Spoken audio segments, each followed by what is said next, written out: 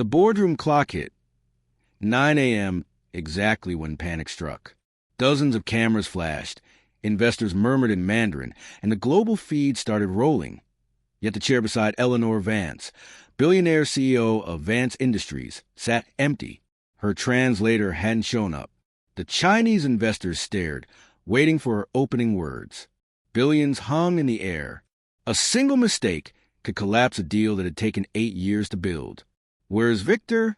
she hissed at her assistant. He's gone. His car, accident on the highway." The air froze. Eleanor's hand tightened around her glass. She'd spent months preparing for this partnership with Zhong Tech, China's largest energy group. Without a translator, she was mute. Then the double doors opened, but it wasn't Victor. A tall, quiet man in a janitor's uniform stood there holding a mop. His badge read Derrick Coleman. Everyone turned. The silence became unbearable. "I'm sorry," he said softly. "I didn't mean to interrupt." Eleanor's jaw clenched. "Then don't." He nodded, about to leave, when one of the investors spoke sharply in Mandarin. The words hit the room like glass breaking. Eleanor had no idea what he said, but Derrick did. He looked up, his eyes widened. He answered in flawless Mandarin. Every head turned again, including Eleanor's. The investor blinked. He responded. Derrick answered again, calmly, confidently. The man smiled, then laughed.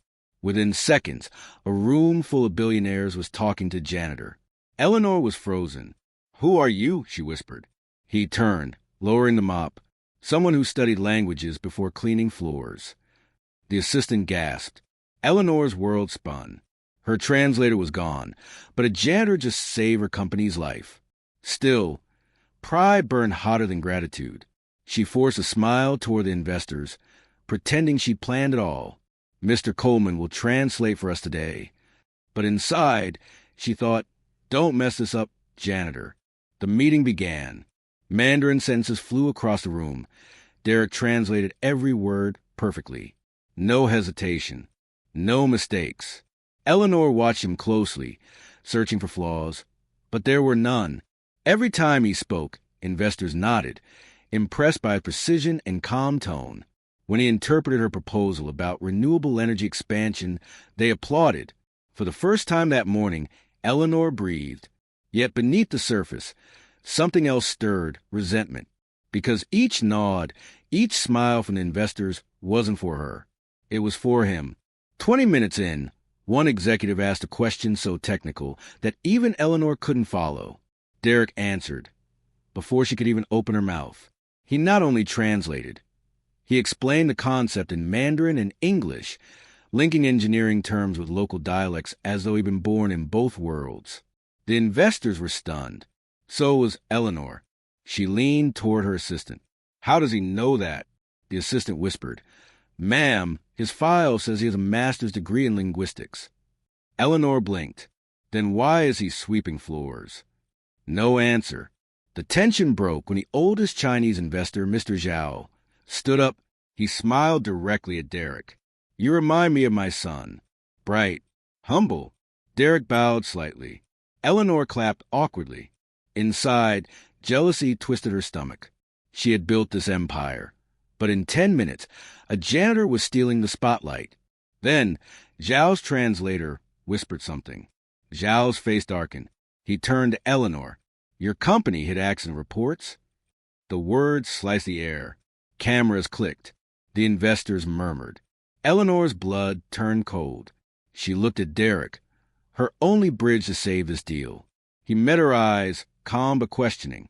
"What should I say?" he asked quietly. She hesitated. Tell the truth and lose billions? Lie and risk exposure? Her voice shook. Tell them it's a misunderstanding. He nodded, but his hesitation was visible. He translated. The room quieted. Then one investor slammed his folder shut. "Then prove it," he said in Mandarin. Eleanor turned pale. The documents were inside her briefcase, unverified, incomplete. Derrick could sense her panic. He turned to the investors and began speaking, not translating, but talking. The camera zoomed in. Eleanor didn't understand a word, but she could tell he was pleading for her. When he finished, Zhao nodded slowly. The room applauded. Eleanor exhaled shakily. She was safe, at least for now. But she didn't thank him. She couldn't. Her pride wouldn't allow it. Instead, she said through a forced smile, "Clean the mess outside before you leave." He bowed slightly. "Of course, ma'am." As he turned away, Zhao stopped him. "Mr. Coleman," he said, switching to English, "we would like you to attend dinner with us tonight. You speak truth." Eleanor's smile vanished. Dinner? With them? Her investors wanted Janitor? That night, she sat in her penthouse office, watching the city lights shimmer through glass walls. The headlines were already trending. CEO's Janitor saves billion-dollar deal. Her phone buzzed. Zhao's assistant confirming dinner. Eleanor clenched her jaw. No one remembers the CEO who almost failed, she thought. They only remember the janitor who didn't. Down in the basement, Derrick folded his uniform neatly, staring at the reflection of his own tired face in the sink. He whispered to himself, "Just one more shift, then I'm done." He took out a worn-out photograph, a woman and a child. He pressed his thumb over the child's face. "I'm doing this for you, baby." Then he placed the photo back into his locker. But as he closed it, a shadow appeared behind him. The head of corporate security. "Boss wants to see you." "Now." Derrick froze. He looked up slowly. "For what?" The man didn't answer, just motioned toward the elevator. As the doors closed behind him, the janitor took one last look at his hands. The same hands that once wrote linguistic research papers, now covered in cleaning fluid. Whatever this is, he thought, it's not about translation anymore. What do you think Eleanor wants from him now? Revenge or gratitude? Drop your answer in the comments below. And if you believe respect has nothing to do with uniforms, hit that and subscribe. The next part will change everything. The elevator doors opened to the top floor, a space only few employees ever saw. Derrick stepped out, the faint hum of jazz echoing through the marble hallway. He could feel the tension in his shoulders, but his face stayed calm. The janitor who had just spoken Mandarin to billionaires now stood under chandeliers worth more than his annual salary. Eleanor Van sat behind her desk, her diamond bracelet glinting as she signed papers furiously. When she looked up, her expression wasn't relief. It was ice. "So," she said slowly, "you speak Mandarin. You saved my deal." He nodded once. "Yes, ma'am." "Why didn't you ever say that before?" "Would it have mattered?" His tone was soft, almost sad. Eleanor frowned. "What's that supposed to mean?" He hesitated. People don't usually ask the janitor what he used to be. Her pen froze in her hand. For a moment, silence filled the room, the silence of two people from different worlds standing at the same line. Then she said sharply, "You humiliated me today." He blinked. "I saved you today." "Exactly," she snapped. "The cameras caught you, not me. Everyone's talking about you. The janitor who speaks Mandarin, not the CEO who built this empire." Derrick stepped forward slightly. "Ma'am, with all due respect, I didn't ask for any of that attention. I just wanted to help." Her eyes narrowed. No one helps without wanting something. He smiled faintly. "Then maybe you've been around the wrong kind of people." That hit her harder than she expected. For the first time in years, someone had spoken to Eleanor Vance without fear or interest. Her pride cracked just slightly. Still, she straightened her jacket. "You're coming to dinner tonight. Mr. Zhao invited you. You'll attend, but you'll remember who you represent." "Me?" "I represent truth," Derrick said quietly. "That's all I've got left." He turned to leave, but her voice stopped him. "Who taught you Mandarin?" He paused. "My mother. She worked as a cleaner, too, for a Chinese professor. He taught us both." Her lips parted slightly, but before she could respond, he was gone. That night, Derrick walked into the luxury restaurant dressed in a simple black suit. He didn't fit the scene, the gold chandeliers, the white tablecloths, the walls lined with rare paintings. But when he smiled, people turned to look. Confidence didn't need a suit. Mr. Zhao rose from his chair. "Ah, Mr. Coleman, please sit beside me." Eleanor arrived moments later, her heels clicking sharply against the marble. She smiled, but there was tension in her eyes. Dinner began with laughter and polite conversation, until Zhao leaned closer to Derrick. You studied Mandarin where? Derrick chuckled. Nowhere fancy, sir. My mother used to clean university halls. I listened through the doors. Zhao laughed. That's how real students are made. Curiosity, not money. Eleanor's jaw tightened. Then Zhao's tone changed. And your father? Derrick's expression faltered for the first time. Never met him. The table went quiet. Zhao nodded respectfully. Then your mother raised a fine man. Eleanor took a sip of her wine, trying to look unaffected. But inside, her thoughts raced. A janitor who spoke 5 languages. A man who carried himself like he'd been born to lead. And something else, the way he avoided talking about his past. It didn't add up. After dinner, outside the restaurant, Eleanor stopped him. Where did you really learn all this? She demanded. He sighed. Ma'am, why do you need to know so badly? Because people like you don't just appear, she snapped. You don't wake up one day cleaning floors and suddenly save billion-dollar deals. Derrick turned slowly. You'd be surprised how far you can fall when life decides to teach you humility. Her anger dimmed. You lost something, didn't you? He nodded. Someone.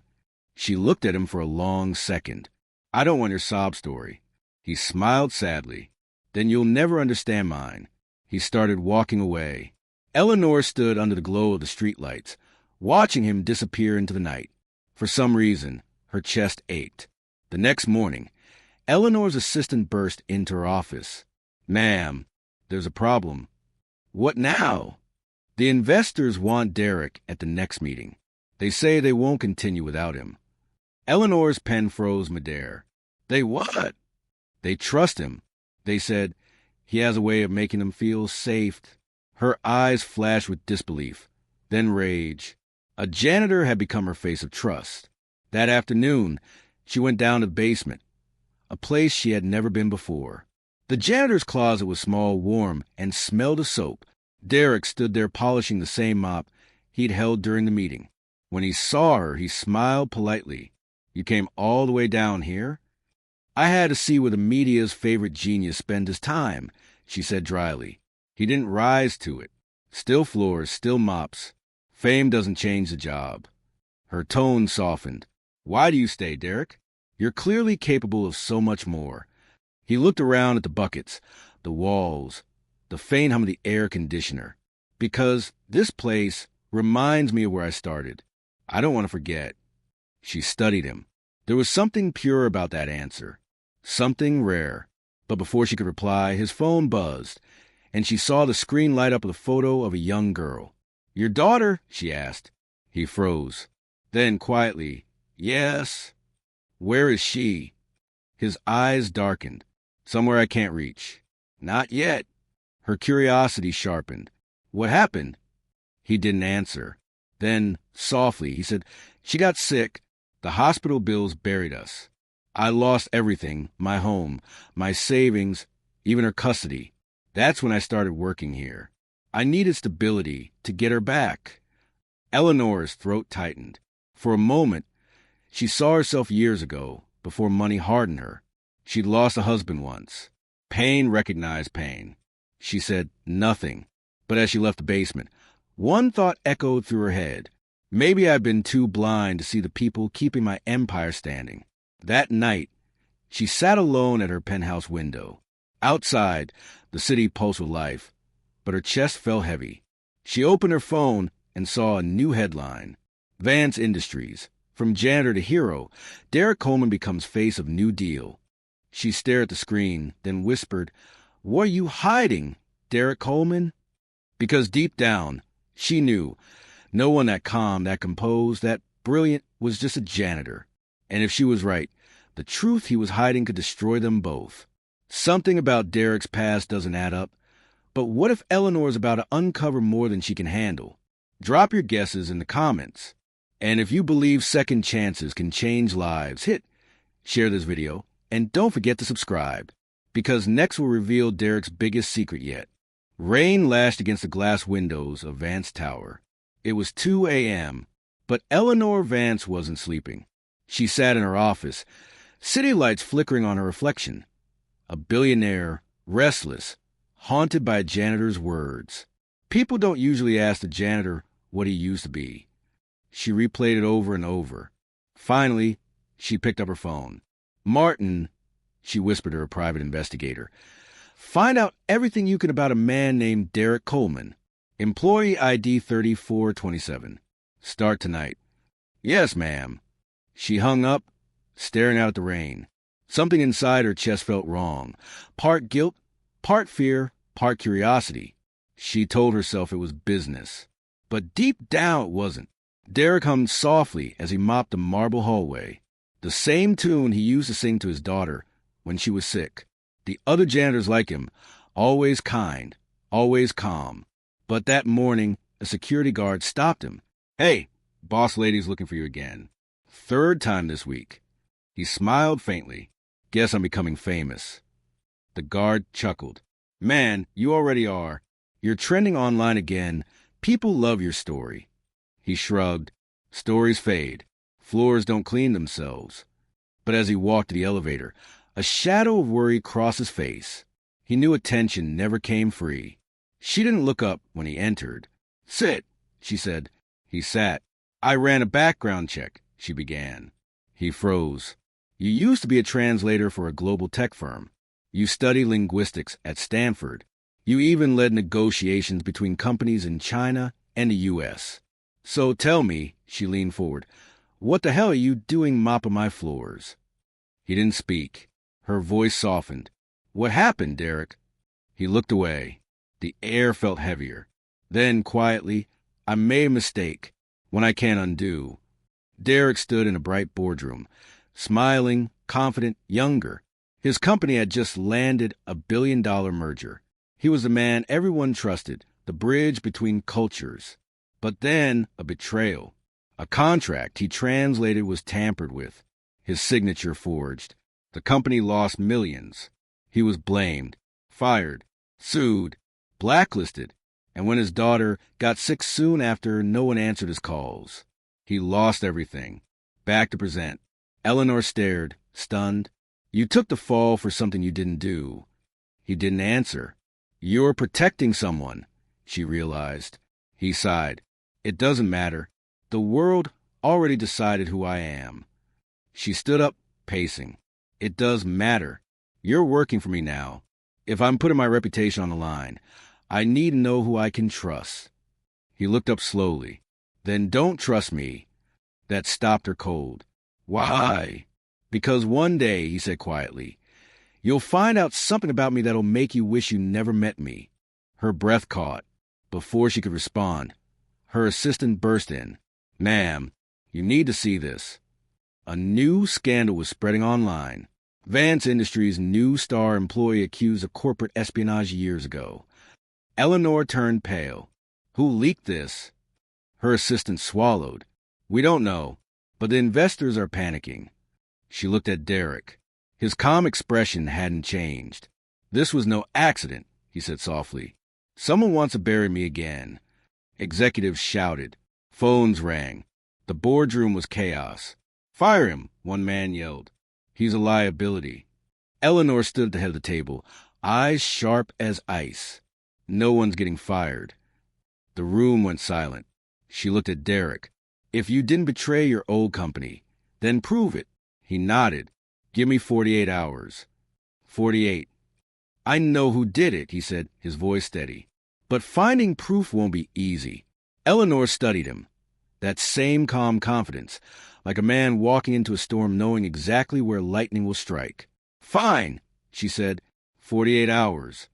The place was small but clean. A faded photo of a little girl sat on the table. His daughter, smiling, missing her front teeth. He picked it up, whispering, "I'll fix this, Mia. I promise." He opened an old laptop.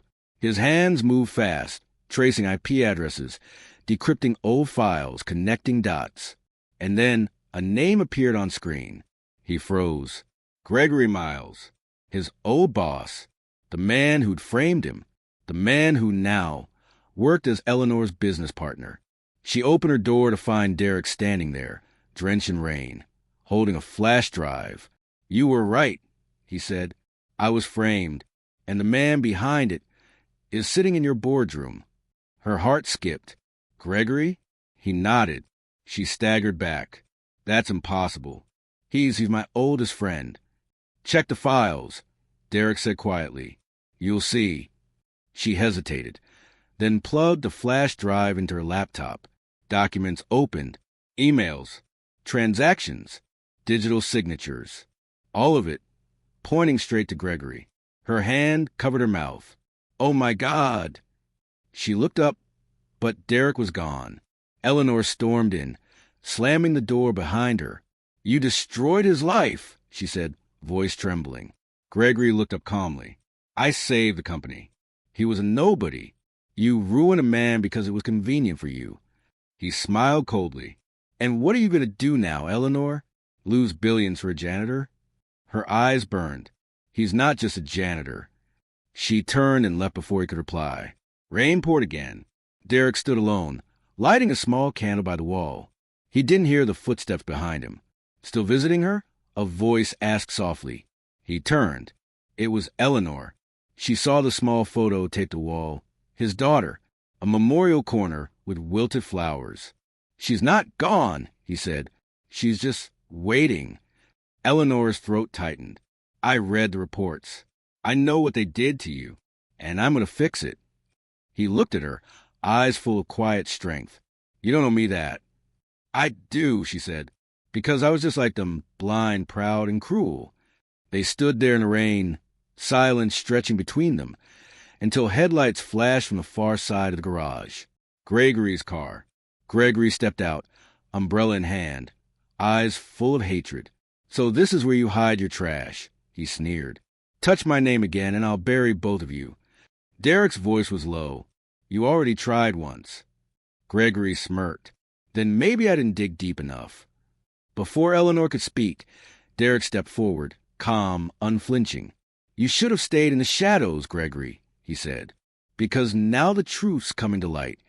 Gregory's smile faltered. Eleanor pulled out her phone, camera recording. Gregory froze. That's when Derrick said the words that would change everything. "Tell her what you did, Greg, or I will." A billionaire janitor in a buried past, colliding under the weight of truth. Next episode, Gregory's confession and the shocking twist about Derrick's daughter. If you think the janitor story deserves justice, comment #TeamDerrick below, backhand index pointing down. Hit and subscribe because part 4 will reveal the secret that will leave you speechless. Rain still poured, the sound echoing to the underground parking lot like a drumbeat of judgment. Eleanor's phone camera trembled in her hand, the red recording light blinking like a warning. Derrick stood between her and Gregory, silent, calm, unmovable.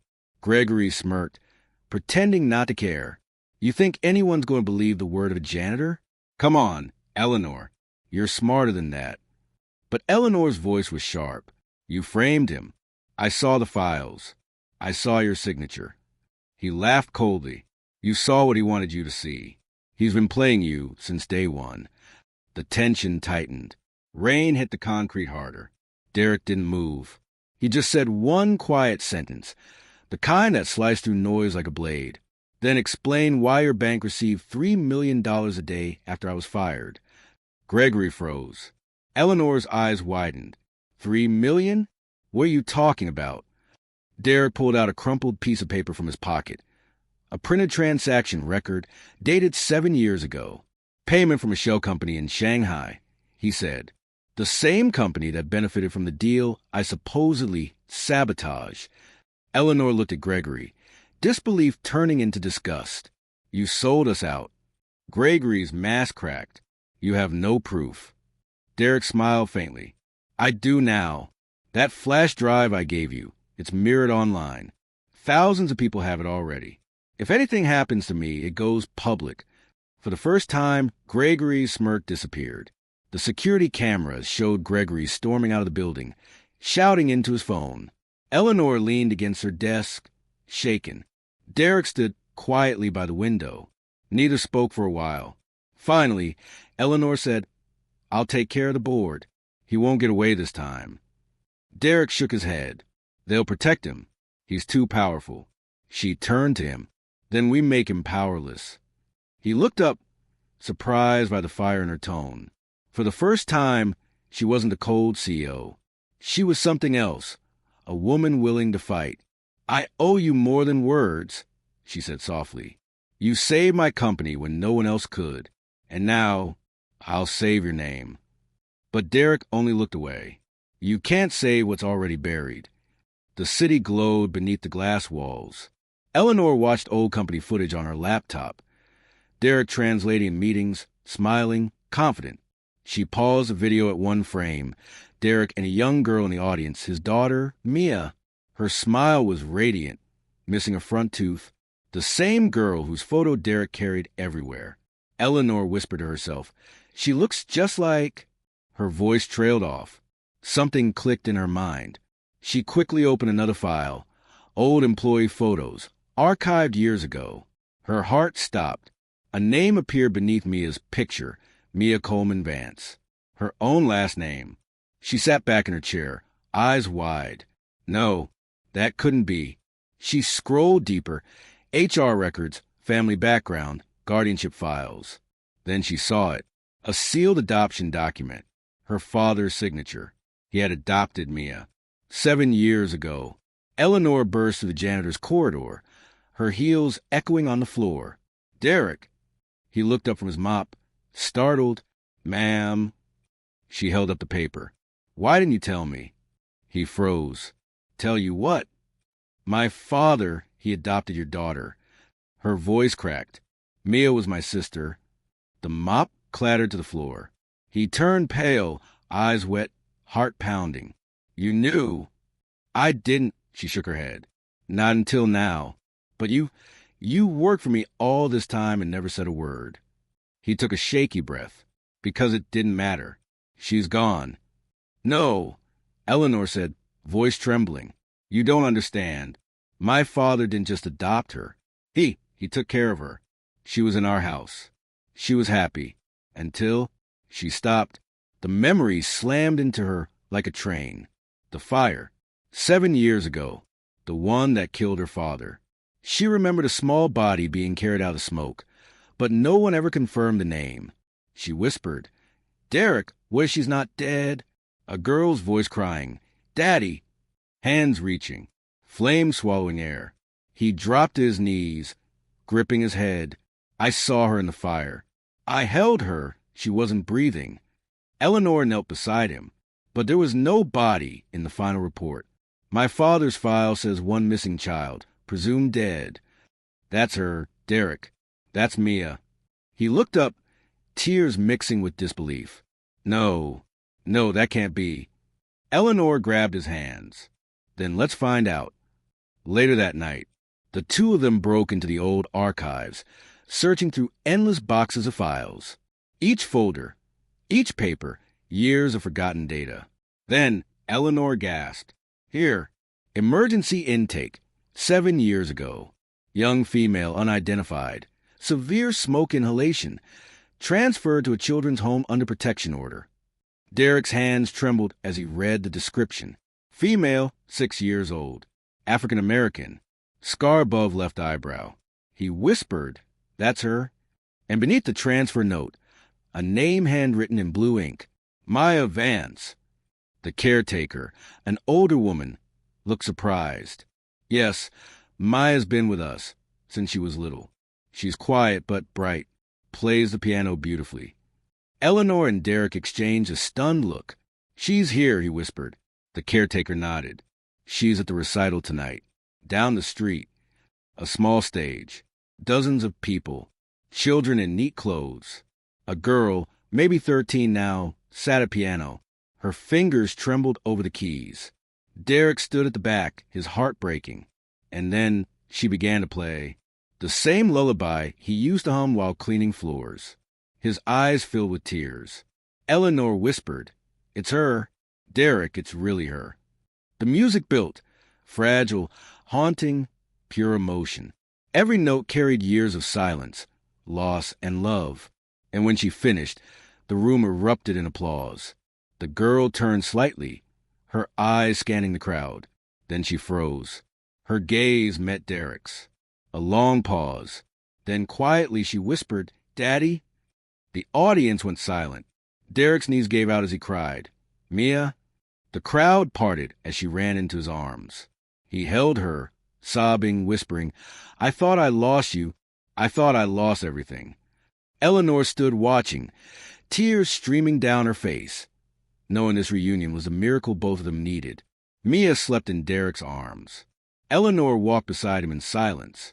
"She's safe now," she said softly. He nodded. "Thanks to you." Eleanor smiled faintly. "No, thanks to truth." But then her expression darkened. "Gregory won't stop after this. He'll come for both of us." Derrick looked at her, calm again. "Then let him. This time I'm not hiding." He looked at his daughter's sleeping face. Peace at last. Then he turned to Eleanor. "You asked me once why I became a janitor," he said quietly. "It wasn't to escape. It was to learn how to rebuild, one floor at a time." She smiled. "Then let's rebuild everything." He nodded. "Together." But in the distance, a shadowed figure watched them from a black car. "Gregory Miles." He picked up his phone and said coldly, "It's time. If they want war, we'll give them one. Comment where you're watching from, and if this reunion broke your heart. Like if you believe every parent deserves a second chance. Subscribe, because next we'll reveal how Gregory's revenge turns deadly." The boardroom lights flickered, casting sharp reflections across the glass table. Gregory, the man who'd smiled too confidently all week, was already there, sipping from a porcelain cup as if this were his coronation. Derrick and Mia entered together, silent but steady. "Ah," Gregory said, rising. The janitor turned translator. "I must say you clean up well." Mia's jaw tightened. Derrick didn't respond. His eyes scanned the files spread across the table. Contracts, signed documents, and a tab of flashing numbers that didn't add up. Gregory leaned forward. "Let's be honest, Derrick. You think you're some hero, don't you?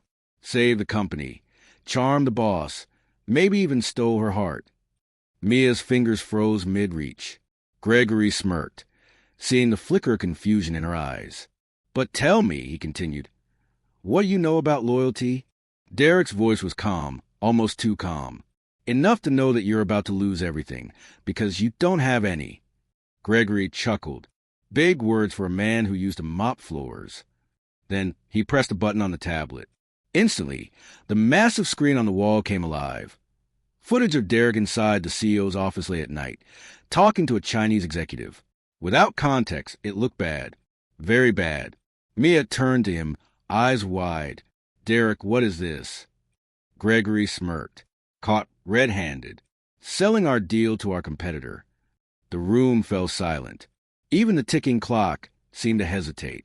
Derrick stepped forward, heart pounding, but his expression never broke. "That footage," he said slowly, "was from the night I saved this company. You cut it right before I translated the part where they admitted their plan to scam you, Mia." He picked up a remote and pressed play again, but this time, the full clip.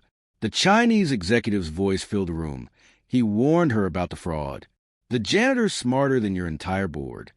Gregory's smirk faded. Mia's eyes filled with tears, not of guilt, but of fury. "How long," she whispered, "have you been sabotaging us?" Gregory's silence said everything. Derrick leaned in close. "You thought I was cleaning your mess, Gregory. Turns out I was collecting evidence." Show flashes. Gregory's panicked face. Security rushing in. Flashbacks of Derrick quietly taking photos. Audio of whispered calls. Security entered. Gregory tried to speak, but his voice cracked. You can't prove anything." Mia slammed the file down. "Already did." Gregory was escorted out, shouting, "You'll regret this. Both of you." Silence again. Derrick exhaled. Finally, the adrenaline drained from his face, replaced by something softer. "I told you," he said gently. "I'm not here to take anything. I just wanted to earn what people said I never could." Mia looked at him. This man who'd started with a mop and ended up saving her billion-dollar empire. "Then you already have," she said. smiling faintly. He started to walk away, but she stopped him. Wait. He turned. Mia took a deep breath. You once said every word matters when you translate. So let me say mine clearly. I trust you, Derrick. And for the first time in years, he let himself smile. But as he left the building, a sleek black car followed him down the street. Inside, Gregory, on the phone, whispering, "It's not over. I want everything on him, everything." Would you trust someone like Derrick if you were in Mia's place? Comment below with yes or a no, and tell us where you're watching from. Your thoughts shape our next story.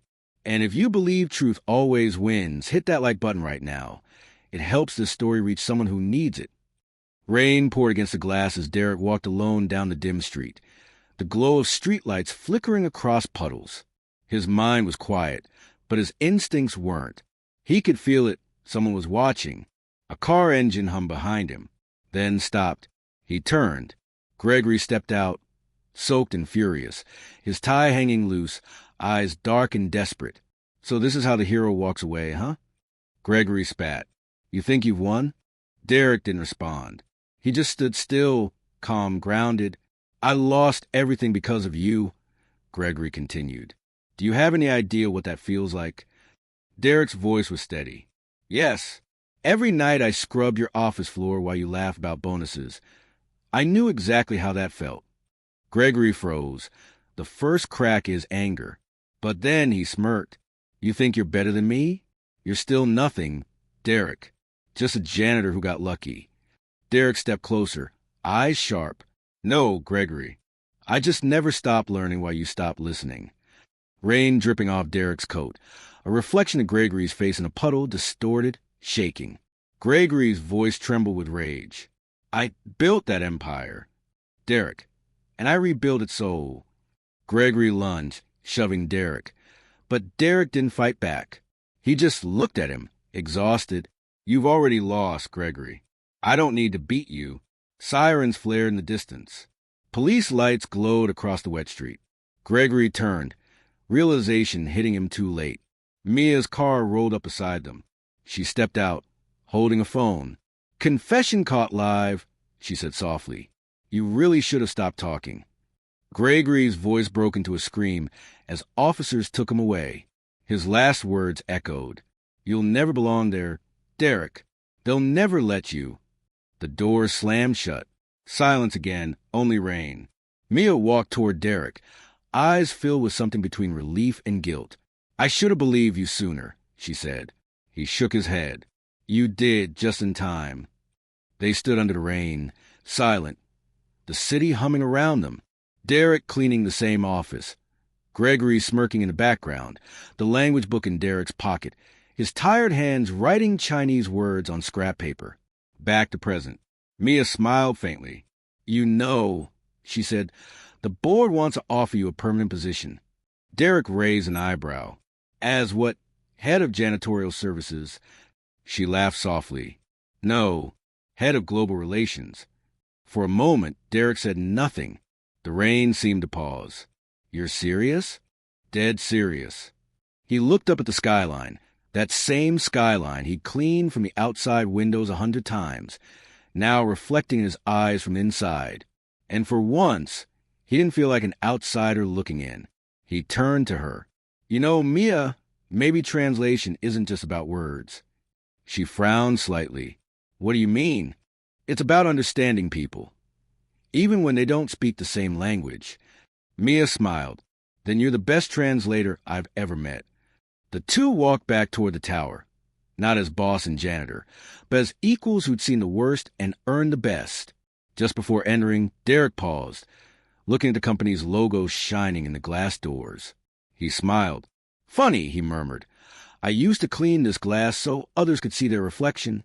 Now I finally see mine. The camera slowly panned up, the rain easing, dawn light breaking through the clouds.